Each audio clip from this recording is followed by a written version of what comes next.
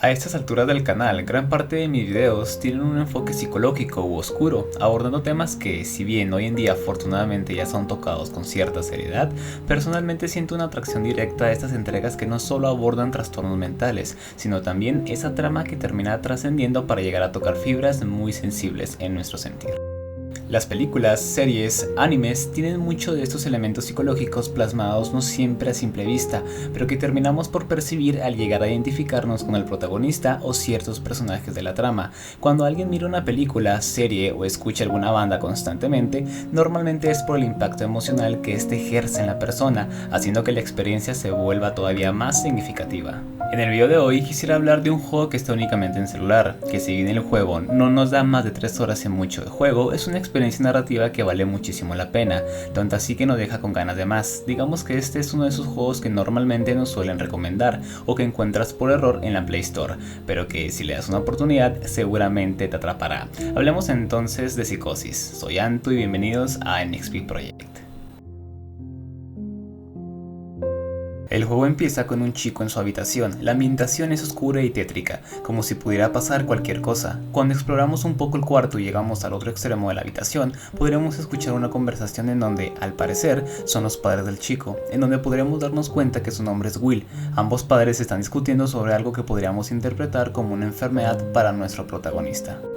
Lamentablemente, en un ataque de ira, el padre decide irse de la casa, dando lugar así a un accidente que termina en tragedia, dejando así al pobre Will huérfano. Después de un año de la muerte del padre de Will, nos encontraremos en un hospital psiquiátrico, específicamente en una consulta con el doctor. Nos hace una serie de preguntas para ver cómo va avanzando nuestra enfermedad y nos indica que debemos tomar el medicamento recetado para así evitar cualquier tipo de delirios o alucinaciones. Normalmente estas alucinaciones se manifiestan con 3 amigos imaginarios: Brunch, Ghosty y la señora Nancy.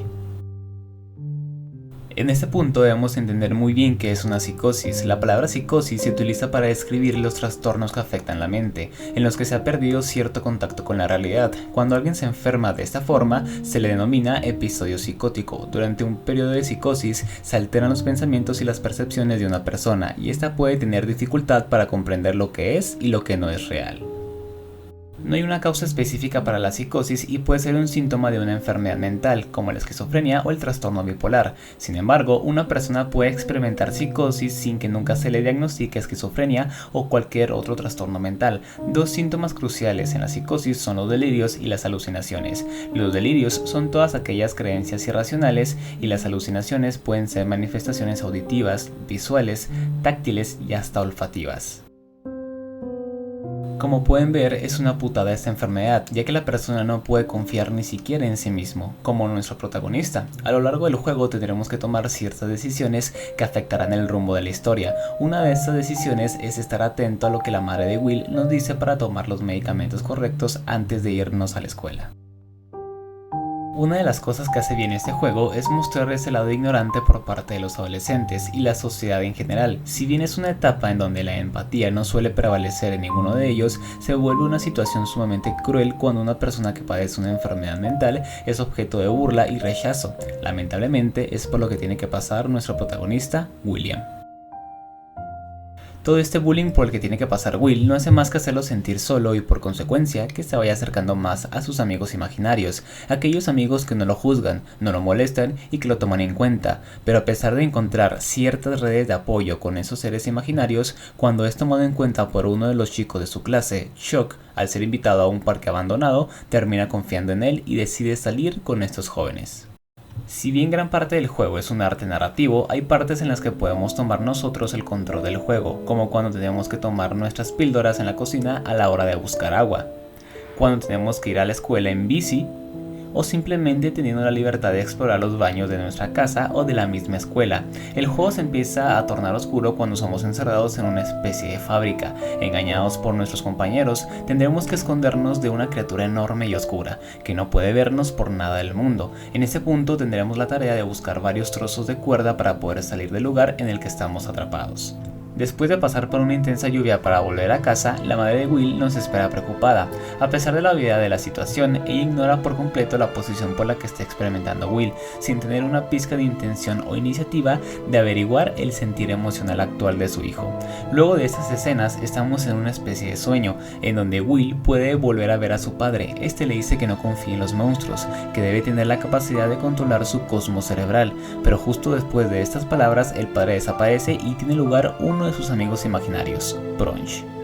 Posteriormente, en la escuela nos damos cuenta que varios niños empiezan a desaparecer. Día con día los niños empiezan a perderse, sin dejar rastro alguno, pero preocupando seriamente a la institución escolar y las autoridades. Will no se queda atrás con esa preocupación, ya que sus alucinaciones empiezan a manifestar de manera un poco más intensa, advirtiéndole que no se preocupara, que lo cuidarían en todo momento.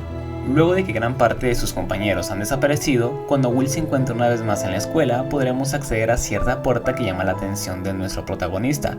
Una vez que Will entra, lo vuelven a encerrar. Es justamente aquí en donde lo más interesante del juego se deja ver. Encontraremos ciertas puertas en las que tendremos que entrar de forma específica para seguir avanzando. El detalle es que estas puertas tienen nombres de relatos sumamente famosos, como El horror de Dunwich, La llamada de Cthulhu o Los gatos de Ultar. Todas estas obras son creaciones de H.P. Lovecraft, añadiéndole ese misterio y horror Lovecraftiano al juego, no solo por las referencias, sino porque en ese punto tendremos que huir de lo que parece ser una masa con tentáculos, dientes enormes y múltiples ojos que nos perseguirá.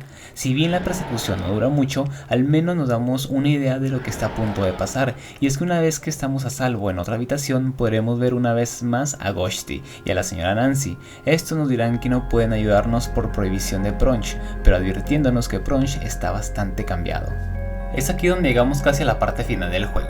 Después de leer una nota escalofriante, descubriremos a los cuerpos colgados que podríamos deducir que son de los niños desaparecidos. Luego de tomar una serie de fotos para una de las criaturas que nos acosaron durante el juego, este mismo ser nos dice algo obvio, pero que éramos incapaces de ver, y es que si bien Brunch es parte de nuestro cosmos cerebral, hay una sensación indescriptible al no poder controlarlo. La mente de Will es una galaxia entera, llena de cosas retorcidas como Brunch. Este ser imaginario nos da a entender que nosotros en nuestros brotes psicóticos pudimos matar a los niños, lo cual no sería algo tan descabellado si lo pensamos, ya que Will pudo generar un nivel de odio y resentimiento contra ellos, en donde ni siquiera el mismo protagonista podía controlar de manera consciente. Pero después de entrar en un combate directamente contra Brunch en su forma psicópata, digámoslo de esta manera, en su forma real, podremos empezar a pensar en los diferentes sucesos por los que pasó nuestro protagonista. Y es que muchas veces, aunque algo sea obvio, no quiere decir que esa sea la respuesta. Una vez que aniquilemos a este ser, podremos desbloquear uno de los 3 finales del juego. En mi caso fue el final de Esperanza, en donde Will es internado para que reciba una atención profesional más directa. Como conclusión, hay pautas que no mencioné sobre la historia, como por ejemplo la personalidad de los niños, la nota del conserje en la escuela o sobre los diferentes finales de este juego. Esta entrega nos permite tener un nivel de interpretación según lo que nosotros pudimos percibir en el juego. Podríamos decir que los asesinatos de los niños no fueron realmente causados por Will y sus brotes psicóticos, sino por el mismo conserje del juego. Nuestra pelea contra Brunch del final realmente era contra el conserje, pero que a causa de los brotes psicóticos lo veíamos como algo irreal y ajeno a nosotros.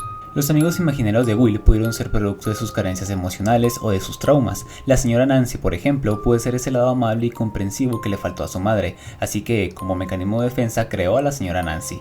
Ghosty, al ser un fantasma carismático, puede reflejar su necesidad de alguna amistad comprensiva que no lo juzgue, y Brunch puede ser esa parte que tiene más arraigada a Will, puede significar el duelo de su padre, así como también Brunch puede ser ese lado psicópata del mismo Will, por todo lo que ha tenido que soportar a su corta vida. Si bien los otros 2 finales, que son tragedia y reencuentro, nos permiten interpretar un poco más sobre todo, considero que el final de Esperanza es el que podría tener más peso en la trama por lo ya comentado, sino porque el entendimiento de este final nos da brecha directa a concientizar no solo sobre la psicosis, sino del cerebro mismo. Nuestro cerebro es capaz de crear redes de apoyo, así como sus propios modelos de intervención a nivel inconsciente para que podamos seguir existiendo de la manera más pasiva posible. Incluso Will pudo tener un trastorno de identidad disociativo de varias personalidades, en donde la metáfora del juego es sobre la constante lucha de sí mismo, sus experiencias y una sociedad ignorante e inhumana que no son capaces de empatizar con un enfermo mental.